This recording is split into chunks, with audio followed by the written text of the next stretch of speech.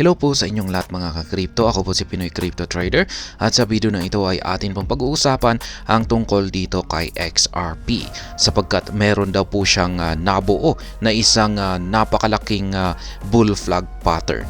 Yan, sa kanyang chart.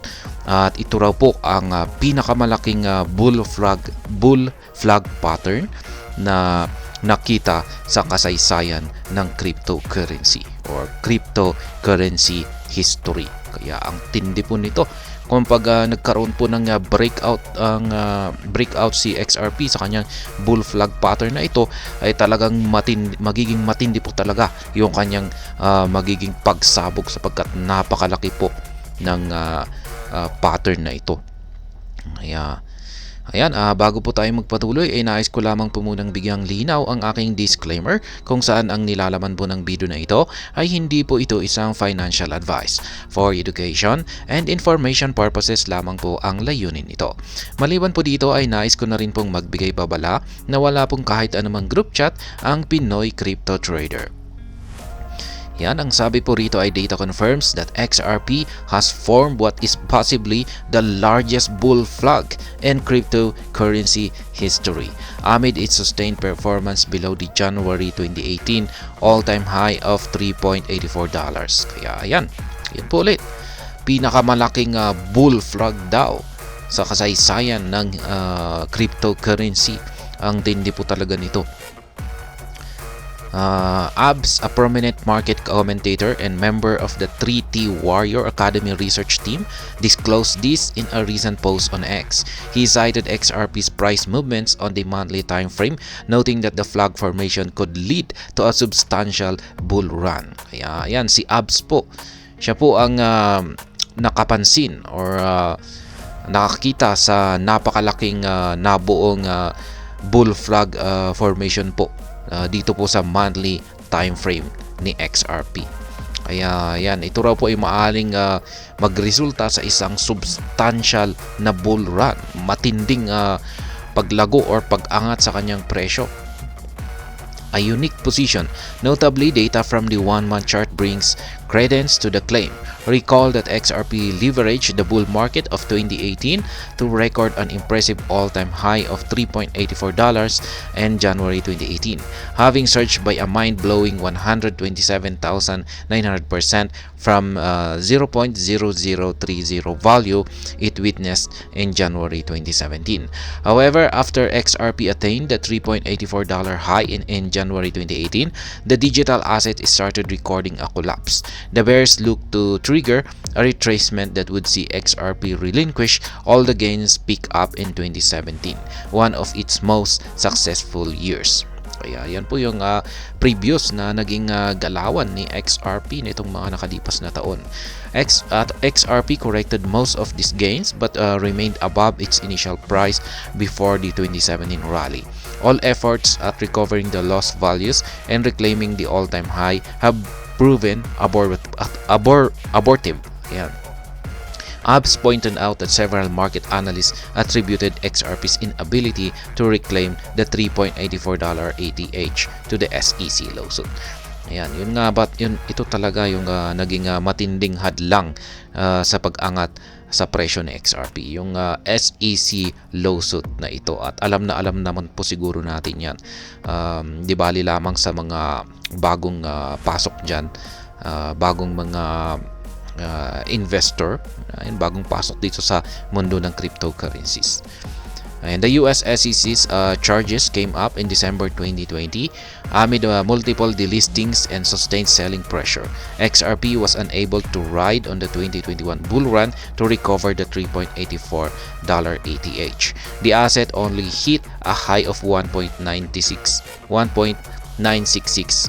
in April 2021 and faced resistance. The lawsuit put XRP in a unique position.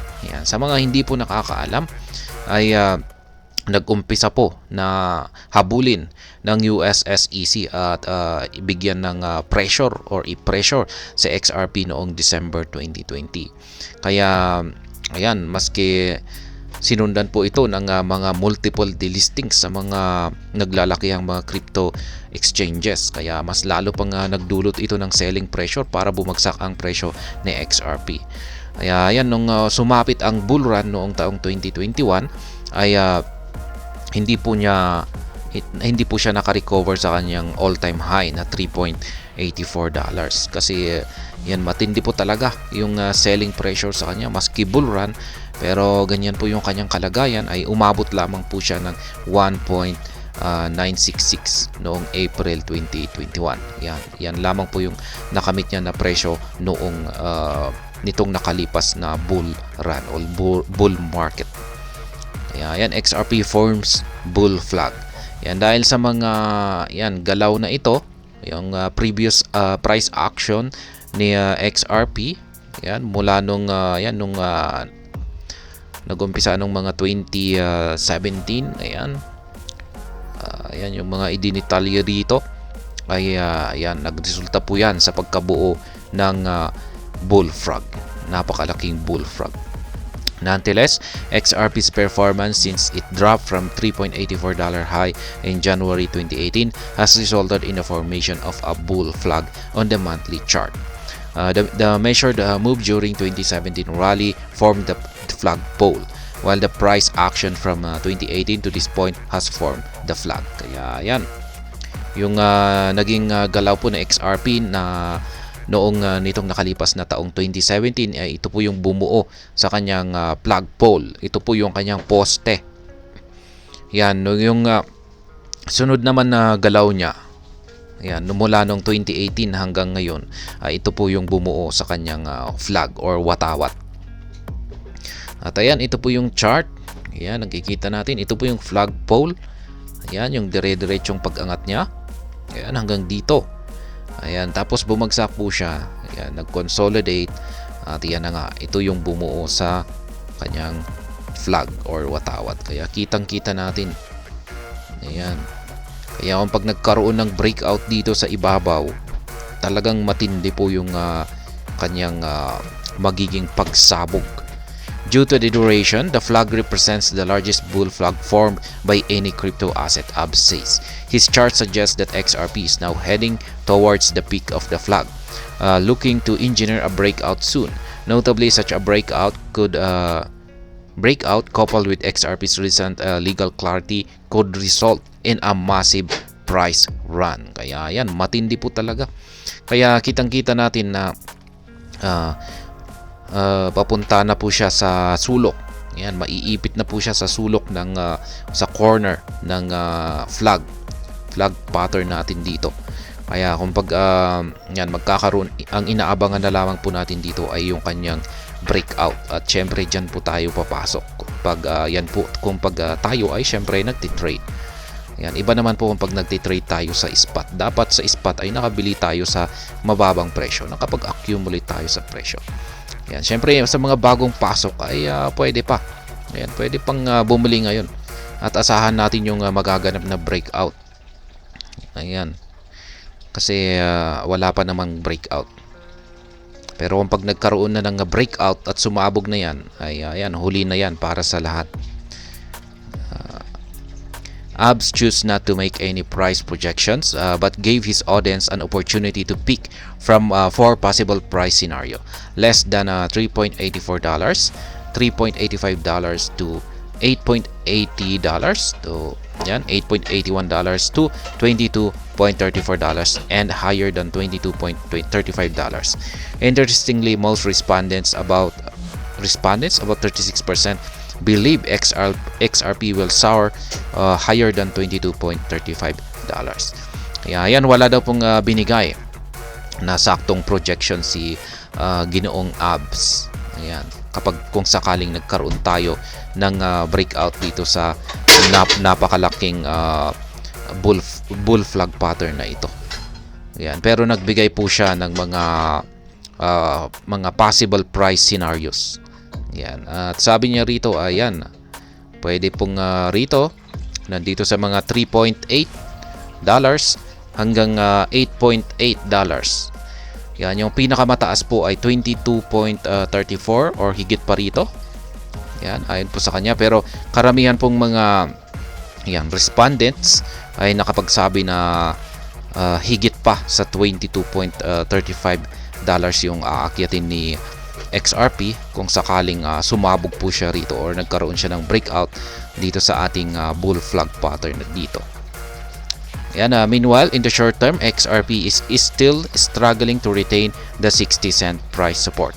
The cryptocurrency now changes hands at 0.6045, down by 2.36% over the last 24 hours. XRP has also recorded a 13.36% drop in 24-hour trade volume to $1.4 million. Yan, pagmasdan po natin ulit yung kanyang napakalaking bullish flag pattern na ito. Yan, ang tindi po. Tsaka ang ganda ng kanyang pagkaka-form. Yan, maganda yung kanyang pagkakabuo. Yan, ang tindi po talaga. At ako po ay sang-ayon na kung pag nagkaroon talaga ng breakout dito ay mataas po talaga yung kanyang aakyatin. Yan.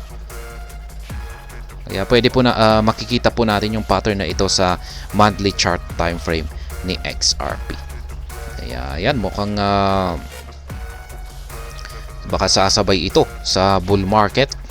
Yan, or siguro sa Bitcoin halving po siguro ito sasabay yung kanyang pagsabog. Yan, next year po siguro ito. At ayan, hanggang dito na lamang po tayo sa video na ito. Sana po ay inyong nagustuhan ang aking paliwanag dito. Kung inyo po itong nagustuhan ay pakiclick lamang po ang like button nito. Para naman po sa mga bago lamang dito, kayo po ay aking inaanyayahan para mag-subscribe. Pakiclick na rin po ang bell icon nito dahil ito po ang siyang magsisilbing notification nito sa mga bago kong videos na akin pong ina-upload sa aking YouTube channel na ito. Marami pong salamat sa panonood, ingat po tayo lagi at God bless po sa ating lahat.